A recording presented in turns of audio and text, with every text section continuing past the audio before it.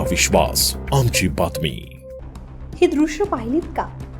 धुळे शहराच्या मध्यवर्ती पारोळा रोडवरील हा नाला आणि त्यात साचलेलं घाणीचं साम्राज्य. सध्या या परिसरात परिस्थिती अत्यंत गंभीर बनली आहे.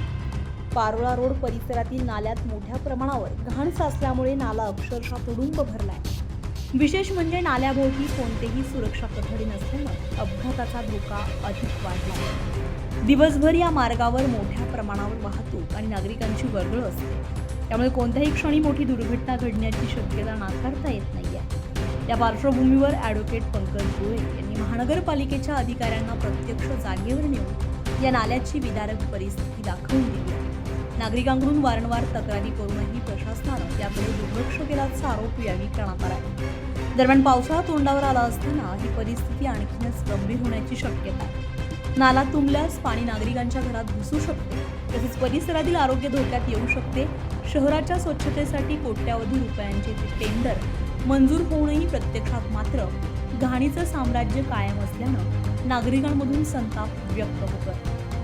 याशिवाय नाल्याजवळ कचरा जाळला जात असल्यानं दुर्गंधी आणि प्रदूषणाचा त्रासही नागरिकांना सहन करावा लागतो. रस्त्यांची खराब अवस्था आणि खड्ड्यांमुळे वाहन चालकांना मोठी कसरत करावी लागते. दरम्यान या नाल्याची तात्काळ साफसफाई करून सुरक्षा कठडे बसवावीत, अन्यथा तीव्र आंदोलन छेडण्याचा इशारा ॲडव्होकेट पंकज गोरे यांनी दिला आहे.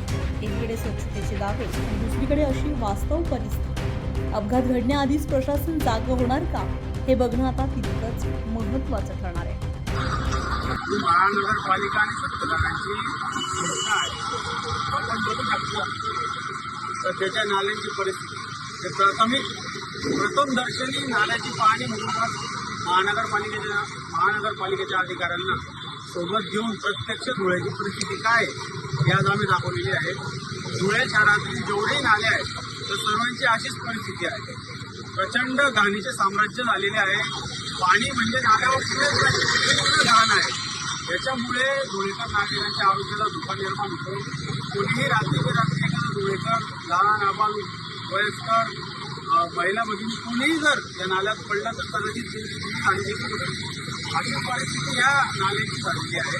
ही सर्व सुधारणा व्हावी त्यासाठी खास करून आज प्रत्यक्ष अधिकाऱ्यांना महानगरपालिकेच्या इथे घेऊन आलो आणि ही सुधारणा कधीपर्यंत होईल हे आम्हाला तुम्ही सांगावे.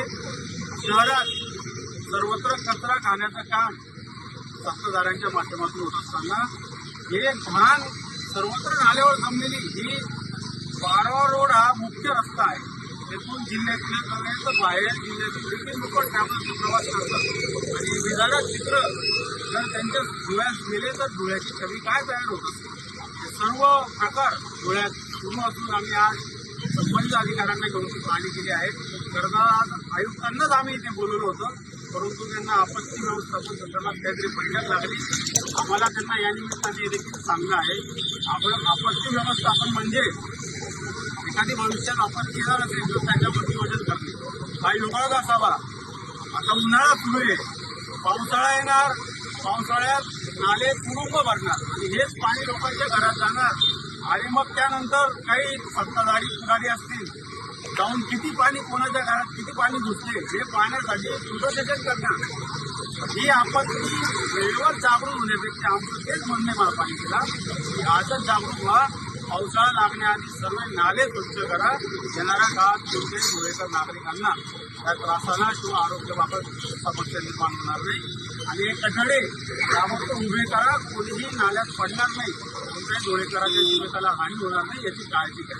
अशा पद्धतीने आम्ही अधिकाऱ्यांना मागणी केली आहे. जे आता आपल्याला आश्वासन देतील त्या तारखेपर्यंत आपण त्यांना मुदत देणार आहोत. त्यानंतर मग शिवसेना स्टाईलने किंवा सर्वांना माहिती आहे, अधिकारी वर्गालाही माहिती शिवसेना स्टाईल कशी आहे ते बोलताय.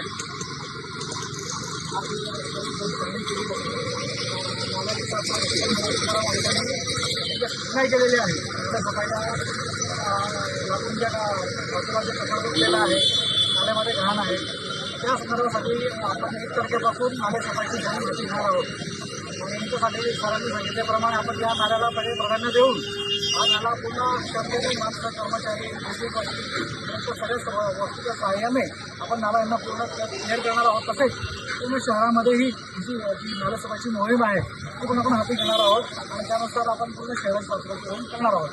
आणि माननीय आयुक्त यांनी सांगितल्यानुसार पूर्ण शहरामध्ये या शहराच्या मोठ्या मोठ्या गटरी असतील, त्या मोठ्या गटरी मुख्य दाराला जोडत असतील आणि त्या काही गटरी गल्ली बोळातल्या गटरी ज्या मेन गटरी असतात त्या गटरीसुद्धा स्वच्छ करणे बरोबर आम्हाला माहिती आम्ही दिलेल्या आहे.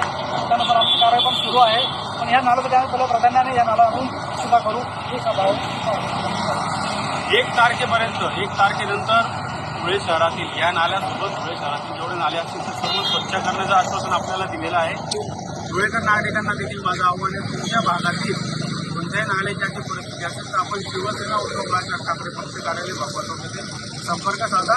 आम्ही तिथे संबंधित अधिकाऱ्यांना घेऊन पाहणी करू आणि आपलं काम पार.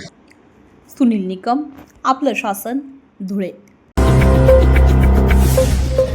आपलं शासन, तुमचा विश्वास, आमची बातमी.